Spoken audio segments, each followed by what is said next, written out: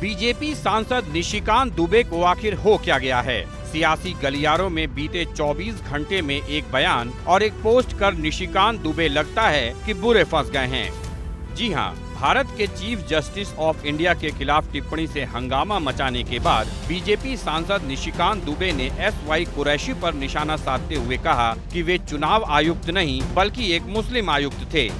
इससे पहले कुरैशी ने वक्फ संशोधन अधिनियम की आलोचना करते हुए इसे मुस्लिमों की भूमि हड़पने की सरकार की भयावह और बुरी योजना बताया था। इससे पहले दुबे ने एक दिन पहले सुप्रीम कोर्ट और chief justice of India Sanjeev Khanna पर तीखा हमला बोला था और भारत में धार्मिक युद्ध के लिए उन्हें जिम्मेदार ठहराया था। आप जब राम मंदिर का विषय होता है तो आप राम मंदिर में कहते हो कि कागज दिखाओ, कागज दिखाओ। कृष्ण जन्मभूमि का मामला आएगा मथुरा में तो कहोगे कागज दिखाओ। आप जब शिव की बात होगी, ज्ञान वापी मस्जिद की बात आएगी, कागज दिखाओ। मुगलों के आने के बाद जो मस्जिद बने हैं उसके लिए कहते हैं कि आप कागज कहां से दिखाओ।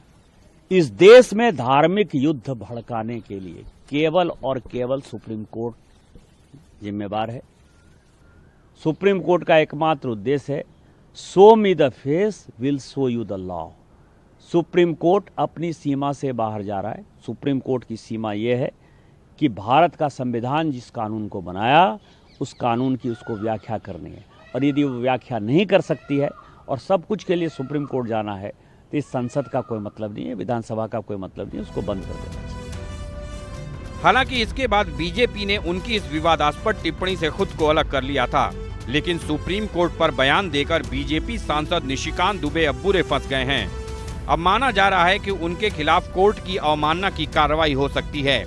अटॉर्नी जनरल को इस सिलसिले में एक चिट्ठी भी लिख दी गई है। अब जैसा बयान दिया गया है, जानकार मानते हैं कि पूरी संभावना है कि निशिकांत दुबे के खिलाफ कोई एक्शन हो जाए, उनकी मुश्किलें बढ़ जाएं। हिंदी खबर की स्पेशल रिपोर्ट।